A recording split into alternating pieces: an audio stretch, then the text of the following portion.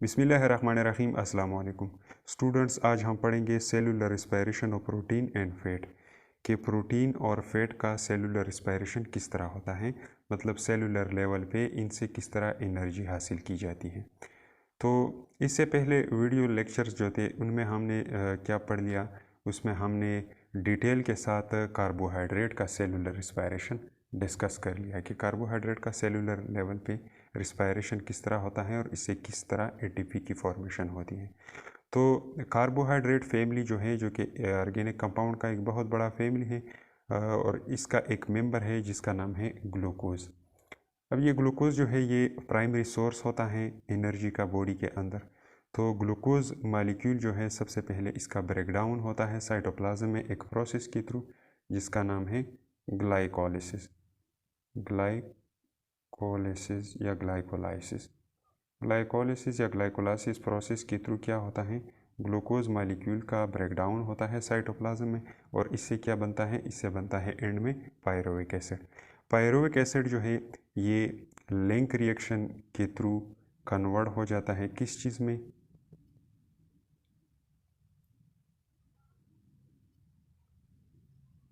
Acetyl co ए molecule में convert हो जाता है लिंक रिएक्शन के थ्रू। और फिर एसिटाइल को ए जो है ये माइटोकॉन्ड्रिया में एक अनदर प्रोसेस को रन करवाते हैं जिसको कहा जाता है क्रिब साइकिल। Crib cycle.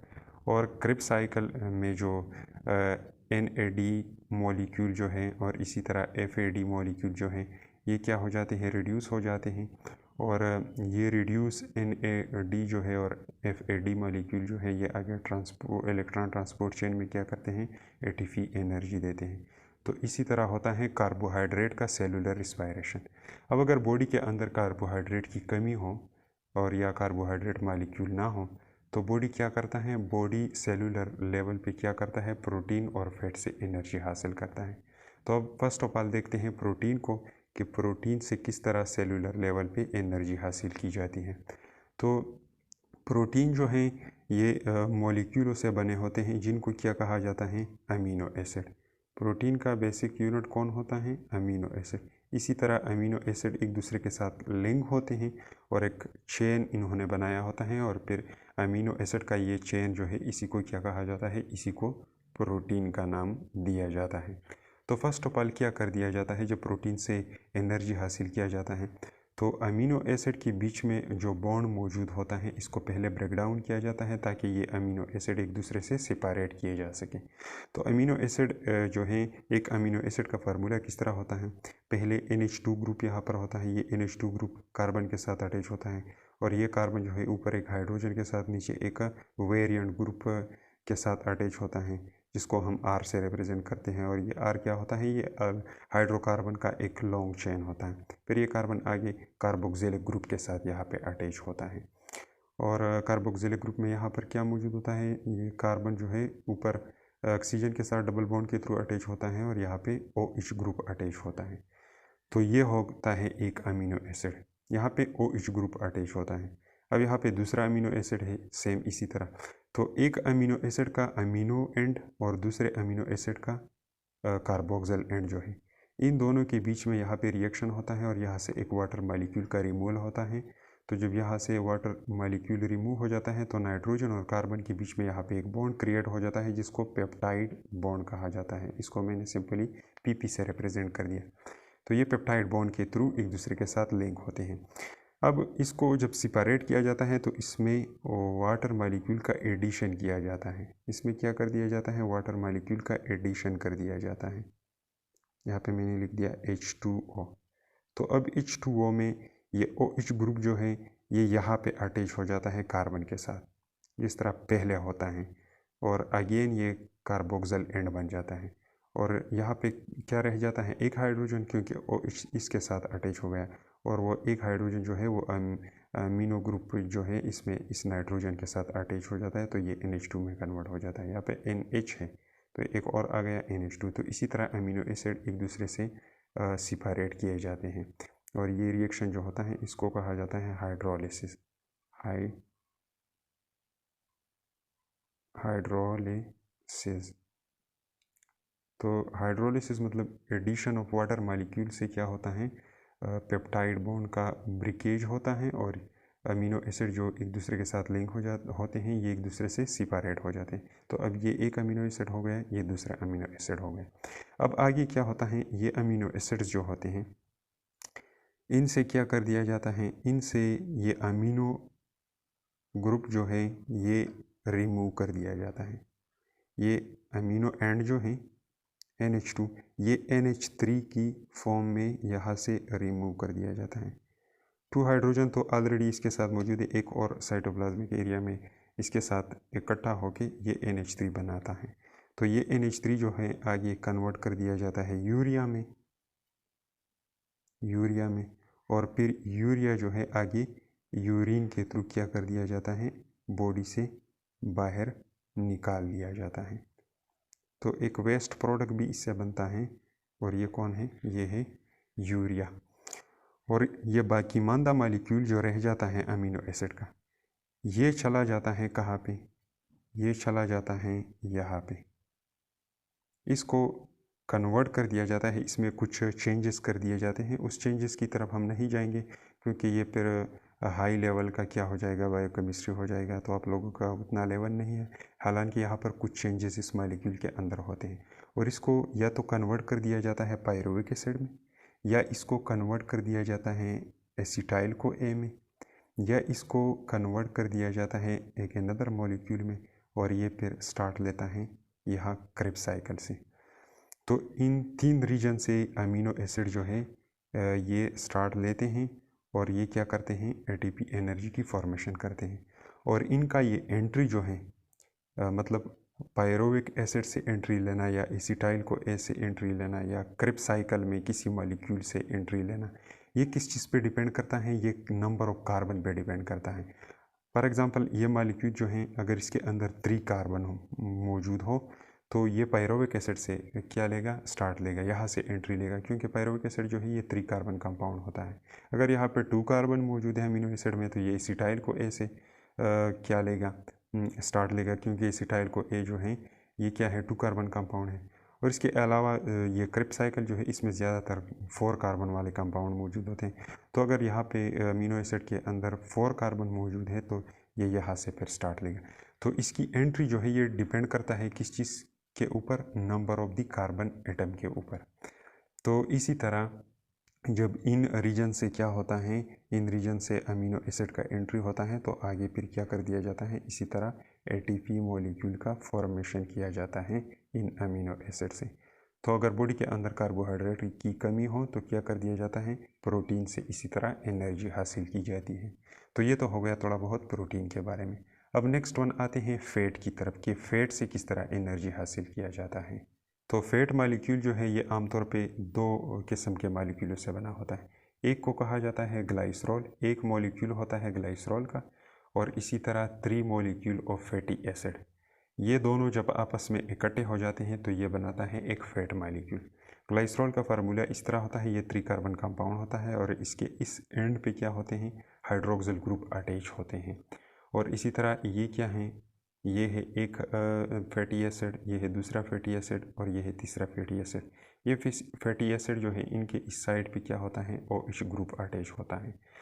तो ये 2 OH ग्रुप जो है एक इस साइड पे और दूसरा इस साइड पे, मतलब ग्लाइसरॉल मॉलिक्यूल का एक OH ग्रुप और एक क्या फैटी एसिड का OH ग्रुप, यहाँ पे क्या होता है, एक वाटर मॉलिक्यूल का रिमूवल हो जाता है यहाँ से, और इनके बीच में क्या हो जाता है, एक ग्लाइसरॉल और 3 फैटी एसिड के बीच में यहाँ पे बॉन्ड बन जाते हैं और इन बॉन्ड को कहा जाता है ईस्टर बॉन्ड। ये कौन से बॉन्ड हैं, ये है ईस्टर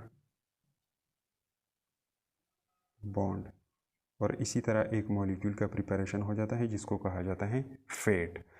तो अब जब इससे एनर्जी हासिल किया जाता है, जब इस फैट मॉलिक्यूल से एनर्जी हासिल किया जाता है तो ये आगे किस तरह सिपारेट किया जाता है या इसको ब्रेक डाउन किया जाता है, तो इसमें भी क्या कर दिया जाता है, इसमें भी यहाँ पे वाटर मॉलिक्यूल का एडिशन कर दिया जाता है।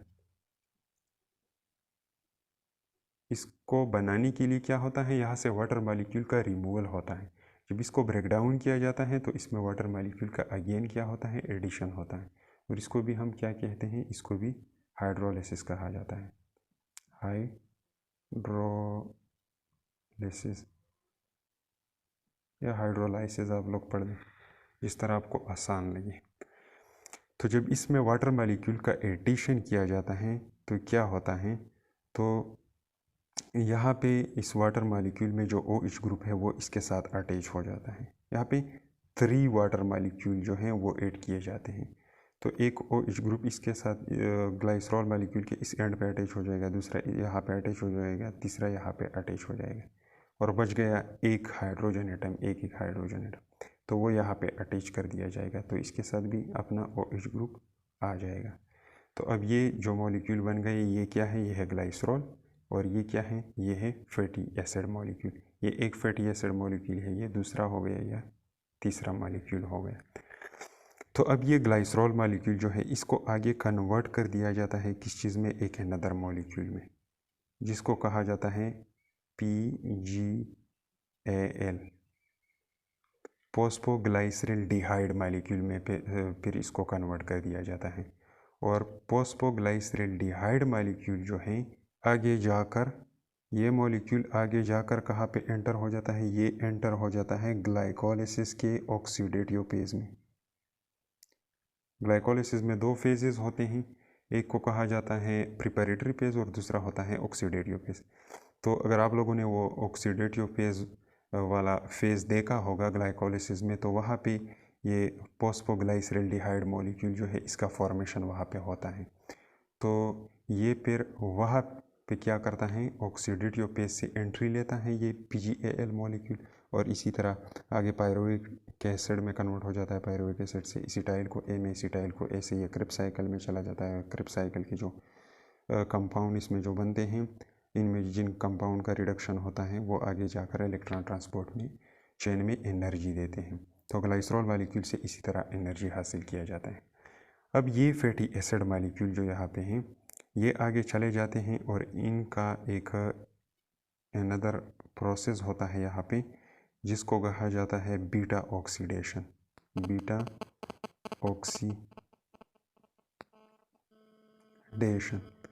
बीटा ऑक्सीडेशन एक लंबा चौड़ा प्रोसेस है और ये माइटोकॉन्ड्रिया के अंदर होता है। और बीटा ऑक्सीडेशन के थ्रू इससे बनते हैं क्या, एसिटाइल को A मॉलिक्यूल बनते हैं। और ये एसिटाइल को A मॉलिक्यूल जो है आगे जाके यहाँ से क्या करते हैं, एंट्री लेते हैं और आगे चले जाते हैं क्रिप्स साइकिल में, और इसी तरह इलेक्ट्रॉन ट्रांसपोर्ट चेन में ATP मॉलिक्यूल का जनरेशन इससे किया जाता है। तो फैटी एसिड जो है वो बीटा ऑक्सीडेशन के थ्रू क्या करते हैं, एसिटाइल को A से एंट्री लेते हैं। इनसे बीटा ऑक्सीडेशन में क्या होता है, एसिटाइल को A मॉलिक्यूल की फॉर्मेशन होती है फैटी एसिड से। तो इसी तरह फैट मॉलिक्यूल जो हैं इनसे क्या कर दिया जाता है, इनसे इस तरह एनर्जी हासिल किया जाता है जब कार्बोहाइड्रेट की कमी हो बॉडी के अंदर। लास्ट में एक बात और, बॉडी के अंदर प्राइमरी सोर्स जो है वो कार्बोहाइड्रेट होता है। जब तक कार्बोहाइड्रेट मॉलिक्यूल मौजूद है, मतलब ग्लूकोज जब मौजूद हो, तो प्रोटीन और फैट से एनर्जी हासिल नहीं किया जाता। जब इसकी कमी आ जाती है तो फिर बारी आती है सेकंड नंबर पे फैट का, और फैट भी जब बॉडी के अंदर मौजूद ना हो तो थर्ड वन किस चीज़ की बारी आती है, प्रोटीन की। तो प्रोटीन तक जब बात पहुंच जाती है तो ये एक सीवियर कंडीशन होता है, क्योंकि प्रोटीन जब बॉडी के अंदर कम हो जाए तो उससे फिर मुख्तलिफ़ किस्म के प्रॉब्लम्स क्रिएट हो सकते हैं। जिस तरह आप लोगों ने प्रोटीन एनर्जी माल न्यूट्रिशन में ये चीज़ें डिस्कस कर चुके होंगे आप लोग, वहाँ पे इससे कौन से प्रॉब्लम प्रोड्यूस होते हैं। इससे पैदा होता है मरासमस, और इसके अलावा क्वाशियोकोर जैसा कंडीशन इससे फिर प्रोड्यूस हो जाता है। और इससे एक अनदर कंडीशन भी प्रोड्यूस हो जाता है जिसको मरासमिक क्वाशियोकोर कहा जाता है, जिसमें दोनों के सिम्टम्स मौजूद होते हैं, मतलब मरासमस के भी और इसी तरह क्वाशियोकोर के भी। तो ये मेनली 3 किस्म की कंडीशन जो है ये फिर प्रोटीन के डिफिशिएंसी से प्रोड्यूस होते हैं। तो प्राइमरी सोर्स जो है वो कार्बोहाइड्रेट होता है, सेकंड वन फैट, और थर्ड वन जो होता है वो प्रोटीन होता है। अब लास्ट में उन्होंने एक मॉलिक्यूल दिया हुआ है पाल्मेटिक एसिड। पाल्मेटिक एसिड, ये पाल्मेटिक एसिड जो है ये एक फैटी एसिड मॉलिक्यूल है। ये क्या है, फैटी एसिड मॉलिक्यूल है। और इसका अगर स्ट्रक्चर देखा जाए तो इसके अंदर 16 कार्बन मौजूद होते हैं, इसके अंदर 16 कार्बन मौजूद होते हैं। तो इससे कितना एनर्जी बनता है उन्होंने डायरेक्टली बुक में दिया हुआ है कि इससे 129 ATPs बनते हैं। तो इसको शॉर्टकट में डिस्कस करते हैं, ज़्यादा डिटेल में नहीं जाएंगे क्योंकि अभी आप लोगों का उतना लेवल नहीं है बायोकेमिस्ट्री के बारे में। तो इससे किस तरह 129 ATPs बनते हैं इसको थोड़ा बहुत डिस्कस करते हैं। तो ये है 16 कार्बन वाला एक मॉलिक्यूल। तो ये 16 कार्बन वाला मॉलिक्यूल जो है इससे हर राउंड में जब इसका बीटा ऑक्सीडेशन होता है तो हर राउंड में क्या होता है, एक एसिटाइल को ए मॉलिक्यूल बनता है जो कि 2 कार्बन कंपाउंड होता है। तो ये 16 कार्बन का है, तो इससे कितने एसिटाइल को ए मॉलिक्यूल बनेंगे, इससे बनेंगे एसिटाइल को ए मॉलिक्यूल जो है इससे बनेंगे 8। इसे कितने 8 एसिटाइल को ए मॉलिक्यूल बनेंगे। जब 8 एसिटाइल को ए मॉलिक्यूल इससे बनते हैं, रास्ते में इनसे क्या बनता है 7 FADH2 मॉलिक्यूल भी साथ में बनते हैं, 7 FADH2 मॉलिक्यूल। और साथ में NADH2 मॉलिक्यूल जो हैं या NADH मॉलिक्यूल जो हैं ये कितने बनते हैं, ये भी 7 बनते हैं। तो अब एक क्रेब्स साइकिल से जब एसिटाइल को ए जो है ये बनेगा तो ये आगे क्रेब्स साइकिल में जाएगा, तो एक क्रेब्स साइकिल से 12 ATP प्रोड्यूस होते हैं। तो ये क्या करेगा, ये तो 8 एसिटाइल को ए है तो ये 8 दफ़ा क्रेब्स साइकिल जब करेगा तो इससे बनेगा 96 ATP मॉलिक्यूल, इससे बनते हैं। और एक FADH2 जो है इससे 2 ATP मॉलिक्यूल बनते हैं, तो 7 से कितने बनेंगे 14। और इसी तरह एक NADH2 जो है इससे 3 बनते हैं, तो 7 से कितने बनेंगे 21। अब ये सारे जो है इनको अगर हम प्लस कर दें तो इससे आता है 131 ATP मॉलिक्यूल, इससे इतने ATP मॉलिक्यूल बनते हैं। अब स्टार्ट में जब फॉर्मेटिक एसिड जो है इसको जब एक्टिवेट कर दिया जाता है, first of all beta oxidation में जाने से पहले इसको एक्टिवेट कर दिया जाता है। तो एक्टिवेशन के दौरान इस पे 2 ATP एनर्जी क्या होते हैं, यूज़ होते हैं। तो वो 2 ATP इससे हम माइनस कर देंगे, तो इससे टोटल कितना आ जाएगा, इससे टोटल आ जाएगा 129 ATPs। तो एक फॉर्मेटिक एसिड से इतना ATP बनता है जो कि काफ़ी ह्यूज अमाउंट ऑफ एनर्जी है। तो इसके बारे में उन्होंने बुक में डायरेक्टली दिया हुआ था, इसलिए थोड़ा बहुत मैंने इसको यहाँ पे डिस्कस कर दिया। तो ये था सेलुलर रिस्पायरेशन किस चीज़ का, प्रोटीन का और इसी तरह फैट का। उम्मीद है समझ में आ चुका होगा। नेक्स्ट वीडियो लेक्चर जो है उसको हम स्टार्ट करते हैं और इसमें हम क्या पढ़ेंगे, इसमें हम पढ़ेंगे एनारोबिक रिस्पायरेशन के बारे में। जब ग्लूकोज मॉलिक्यूल का ब्रेकडाउन होता है in the absence of oxygen, तो किस तरह उससे ATP एनर्जी का प्रोडक्शन होता है। तो ये था cellular respiration of protein and fat.